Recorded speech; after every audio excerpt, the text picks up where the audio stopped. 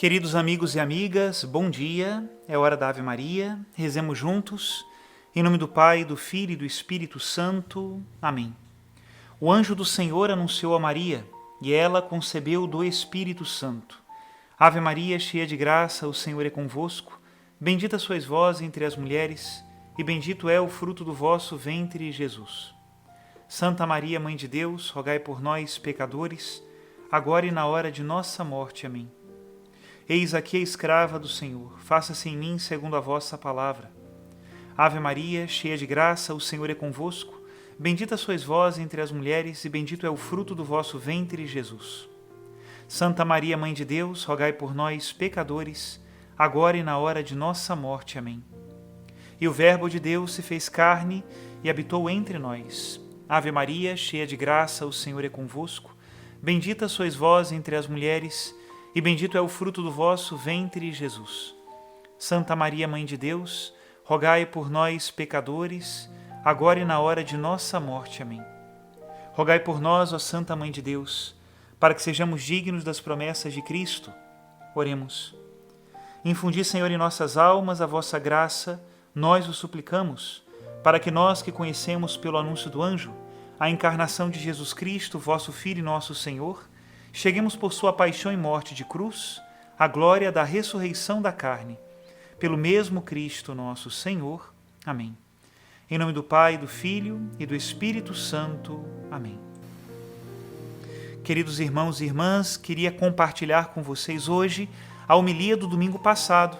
Penso que é uma reflexão importante e tomara que ela faça bem àqueles que a escutarem. Ouçamos. Meu querido diácono Lino, meu querido irmão, queridos irmãos e irmãs, na semana passada, se nós temos boa memória, é sempre bom nós entendermos a liturgia da palavra como uma continuidade, né? Nós estamos lendo o Evangelho de São Marcos e, de fato, a palavra de Deus tem muitas coisas a nos ensinar e não pode dizer tudo ao mesmo tempo. Por isso, um domingo é temperado pelo domingo seguinte, para que nós cheguemos àquilo que, de fato, o Senhor quer nos ensinar, nós que somos discípulos de Jesus Cristo, nosso Senhor. Ele é nosso mestre. E na semana passada, se nós nos lembramos bem, o tema foi o tema da lei.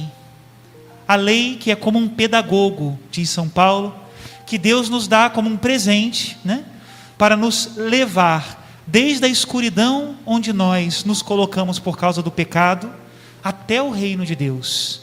E esse pedagogo que é a lei deve ir aprofundando-se cada vez mais no nosso coração. Aquilo que parece ser somente uma regra prática, o modo correto de lavar as vasilhas de cobre, né, como diz o Evangelho da semana passada, ou as mãos, agora tem que se transformar na consciência de que eu preciso lavar o meu coração. A lei externa me diz algo dentro. E essa palavra, na medida em que eu entendo com essa profundidade, verdadeiramente eu posso dizer, é uma palavra criadora. Ela me cria, me transforma, me renova, me muda. Essa é a palavra de Deus. Se nós lêssemos assim a palavra de Deus todos os dias e mudássemos um pouco todos os dias, o que seria de nós dentro de 1 ano de conversão, 2 anos de conversão, 10 anos de conversão, desde quando você assumiu de fato a sua fé cristã? Se todos os dias fomos fiéis nessa palavra transformadora, como nós estaríamos hoje? E é assim. Por isso, quando eu leio na palavra de Deus que o povo andava pelo deserto, ou que caiu o pão do céu, ou o modo como se preparam as ofertas do altar, isso diz muito mais do que uma questão prática. Isso precisa dizer algo para mim, interiormente e verdadeiramente. Agora olha o tempero do Evangelho de hoje. Se na semana passada nós falávamos da lei e da importância da palavra viva de Deus em mim, hoje no Evangelho Jesus só diz uma palavra, uma única palavra. Que interessante. No Evangelho de hoje Jesus fez coisas, mas na hora de falar só disse uma coisa, efatá, que significa abre-te. E o que o Senhor quer nos falar em relação a isso, né? penso que a mensagem é importantíssima. E é a seguinte: ser cristão não é só uma questão de discurso. Não é só uma questão de inteligência. Não é só saber as coisas, né? Ser cristão é carregar a cruz, é estar, é implicar-se, é tocar, é ser presença, é dar o ombro para o outro, é consolá-lo nas suas dificuldades, é acolhê-lo. E isso são coisas práticas que nós não podemos perder de vista. Claro que é importante, e nós precisamos buscar, ter uma ideia bem formada das coisas, uma fé verdadeira, fé católica. Disso não abrimos mão, mas isso não é a totalidade da nossa fé. Ser cristão é muito mais do que isso. Nesses tempos que nós estamos vivendo, de internet, redes sociais e coisas assim, pode ser que nós caiamos no erro de transformar a nossa fé em puro discurso, e às vezes discurso inflamado. As pessoas são muito calmas enquanto estão na vida normal, cotidiana. Quando se colocam atrás de um teclado, de um computador, meu Jesus, parece que se transformam em monstros, né? Discursos inflamados, discursos agressivos, onde não se respeita verdadeiramente o outro, onde as coisas se dizem sem serem investigadas, procuradas, sabidas, simplesmente passamos adiante, e isso é um problema. O que nos caracteriza como cristãos? Prevalecer sobre o outro? Porque eu sei mais documentos da igreja, porque eu conheço mais versículos da Escritura, porque eu conheço o Código de Direito Canônico, porque eu sei, porque eu fiz, porque eu ouvi, e aí depois parece que nós ainda ostentamos um outro como se fosse o meu troféu. Eu o venci, eu prevaleci sobre ele. Isso é ser cristão? Lembremos o que nos diz o Senhor no Evangelho: nisto todos reconhecerão que vós sois os meus discípulos, se vos amardes uns aos outros. E hoje no Evangelho, Jesus Cristo rompe todos os protocolos dessa fé clean que às vezes nós queremos ter. Rezar, mas de longe, né? Ajudar, mas não ir. Dizer, curtir, visualizar, compartilhar. Nossa fé é muito mais do que curtir, compartilhar e visualizar. Isso também, mas é muito mais. Olha como Jesus rompe os protocolos. Colocou os dedos nos seus ouvidos, cuspiu e com a saliva tocou a língua dele. Olhando para o céu, suspirou e disse: Efatá, que quer dizer, abre-te. E isso é uma lição maravilhosa. A palavra de Cristo não é uma espécie de filosofia ou sabedoria que anda por aí. É importante ela ter sido dita por Cristo, em pessoa. Nós cremos num Deus vivo, carne, sangue, corpo, alma, divindade. E por isso eu digo sempre, porque aprendi na palavra de Deus isso, a nossa fé é uma fé de contato. Não é indiferente quem diz as coisas, é Jesus, são os apóstolos. Quanta coisa nós escutamos por aí que botam na boca de Jesus, mas ele nunca disse. Ai, mas Jesus não quer isso. Não? Ele disse. Sabe, começamos a fazer com Jesus aquilo que nós nunca poderíamos fazer, manipulá-lo e transformá-lo num ídolo, onde eu faço um Jesus à minha imagem, do jeito que eu quero, e não é assim. Ele é uma pessoa concreta, se fez homem, e muitas vezes me contraria. Esse é Jesus. E se nós queremos seguir a esse Deus, não é só um discurso, não é só uma ideia, é estar, é implicar-se, é a presença. Nesses tempos de pandemia, eu penso que nós temos duas opções, é como uma faca de dois gumes, né? Pode ser que a pandemia seja muito positiva e por causa dela eu valorize mais a presença, o olho no olho, o estar com, o implicar-me, o aproximar-me. Pode ser que a pandemia se transforme numa onda de solidariedade, onde agora a presença que foi tão restringida nesses tempos seja para mim uma pedra preciosa. Essa é uma parte, e tomara que seja isso.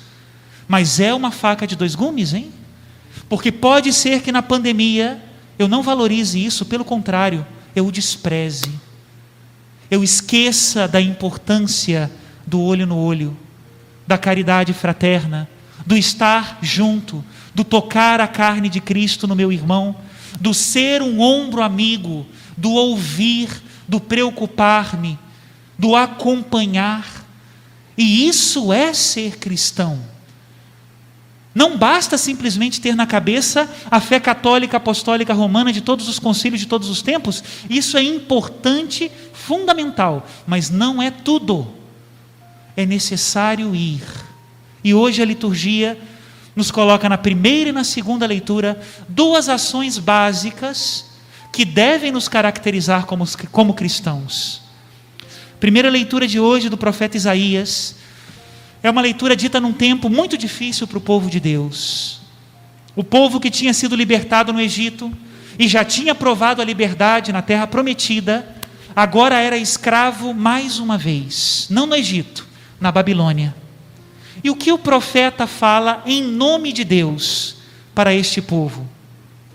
Dizei às pessoas deprimidas: criai ânimo, não tenhais medo, vede, é vosso Deus, é a retribuição que vem, é a recompensa de Deus, é Ele que vem para vos salvar. Então se abrirão os olhos dos cegos e se descerrarão os ouvidos dos surdos. O que Isaías faz com o povo? Consolar o povo de Deus. Meus irmãos, essa é missão nossa. Quando nós adoramos a um Deus que é Paráclitos, ou seja, consolador, advogado, defensor, e eu sou imagem e semelhança de Deus, o que eu devo ser para o meu irmão? Ombro amigo, lenço das suas lágrimas, ouvido que não julga, palavra que levanta. Eu preciso ser o consolador dos meus irmãos, preciso. Se consolar o aflito é obra de misericórdia, é lógico que é, mas caracteriza Deus, Deus é o consolador. Nós seremos mais imagem de Deus na medida em que consolarmos os nossos irmãos. E agora a pergunta da homilia: qual foi a última pessoa que você consolou? Para quem você foi um ombro amigo? Você foi o lenço das lágrimas de quem? Precisamos nos perguntar isso. Às vezes nós queremos que todo mundo nos console, como se fôssemos uns eternos adolescentes, né? Que ainda estão se entendendo nos seus sentimentos. Mas nós precisamos consolar. É Jesus que diz, é São Paulo que transmite, mas como palavra de Cristo, há mais alegria em dar do que em receber. E é São Paulo também que nos diz: a ninguém fiqueis devendo coisa alguma, a não ser o amor. Precisamos consolar. Segunda leitura também nos fala de uma coisa muito prática, é o apóstolo São Tiago que nos fala na segunda leitura: meus irmãos, a fé que tendes em nosso Senhor Jesus Cristo glorificado não deve admitir acepção de pessoas. Em que se traduz isso? Acolhimento. Meus irmãos, precisamos ser pessoas que acolhem a todos. Acolher não é mentir, não é colocar panos quentes, não é dizer que tudo pode. Isso não é acolher, isso é falta de caráter, porque o caráter é uma marca que precisa transparecer. Identidade não é dissolver-se, é afirmar-se. Agora, isso não me tira a obrigação de acolher a todos, sem fazer acepção de pessoas. Hoje, São Tiago coloca na leitura o caso do rico, né? seja, se entra alguém numa assembleia e senta em um lugar determinado porque tem um anel de ouro, e o outro que chega com a roupa surrada é colocada no último lugar, pois nós não vivemos a fé pura de Jesus Cristo, nosso Senhor glorificado. E Deus me livre se a paróquia de Nossa Senhora da Glória vive uma coisa assim. Vocês podem despedir o padre. Falei, esse padre não serve para nada não. Criar uma comunidade assim é um desastre cristão. Agora, nós precisamos também perceber que nos dias de hoje nós caímos no mesmo erro, só que com outras palavras. Como nós gostamos de rotular as pessoas, não é verdade? Esse é de esquerda, aquele é de direita. Esse é progressista, aquele é conservador. E a gente não vai percebendo que quando vai criando um rótulo para alguém, na verdade, nós estamos nos desresponsabilizando de amá-lo. Não preciso amá-lo, porque ele não é como eu, não é como você. E a quem nós devemos amar? Eu devo amar os de direita ou devo amar os de esquerda? Ou eu devo amar a todos?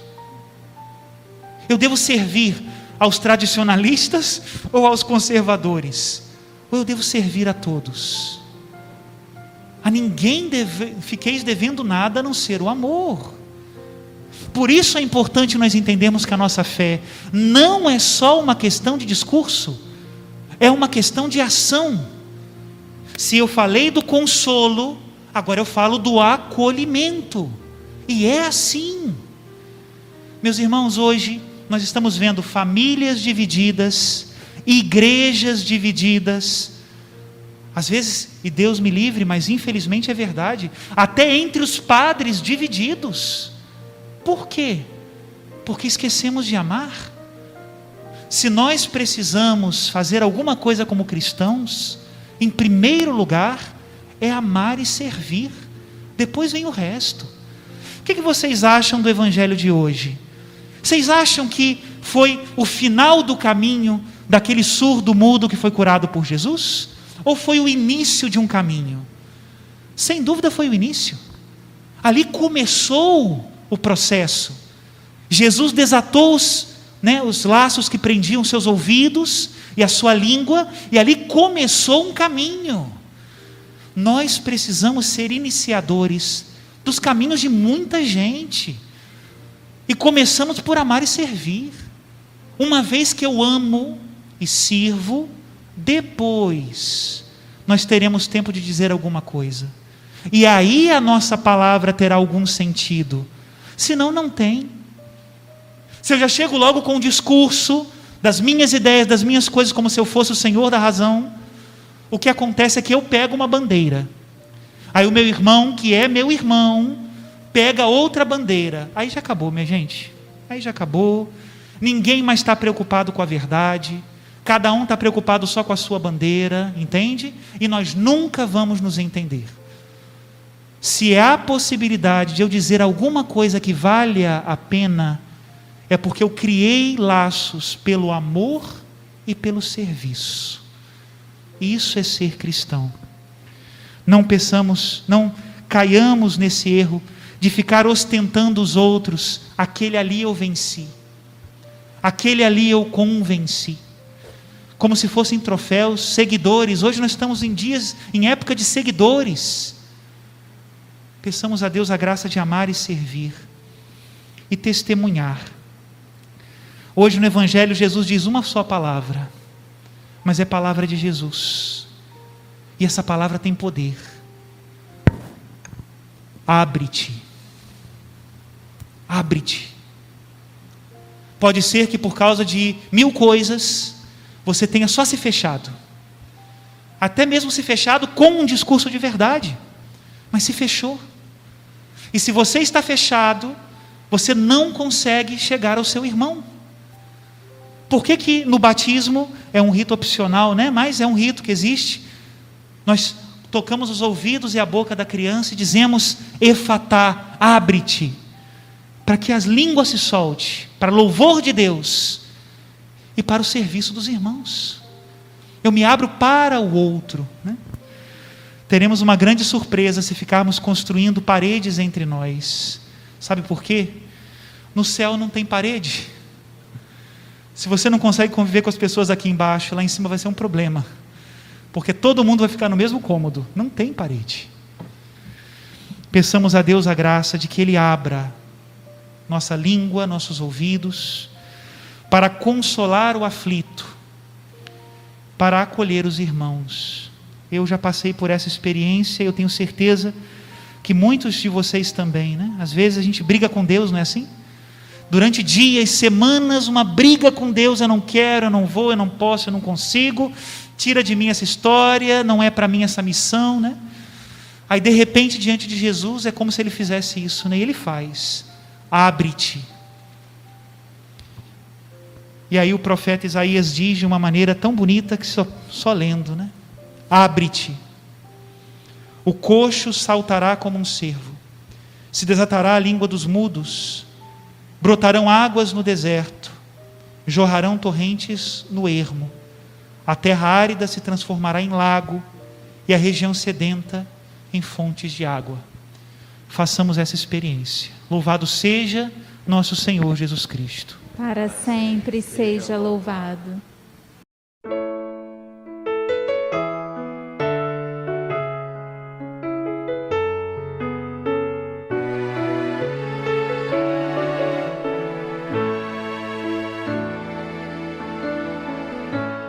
Por que sofres tanto assim? Por que não te alegras mais? Por que guardas tanta mágoa no teu coração? Se eu não te deixo jamais, por que sofres tanto assim? Por que não te alegras mais? Por que guardas tanta mágoa no teu coração? Se eu não te deixo jamais,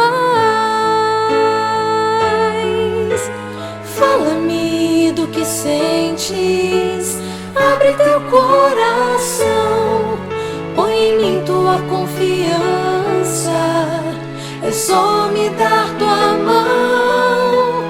Fala-me do que sentes, abre teu coração, põe em mim tua confiança, é só me dar tua mão.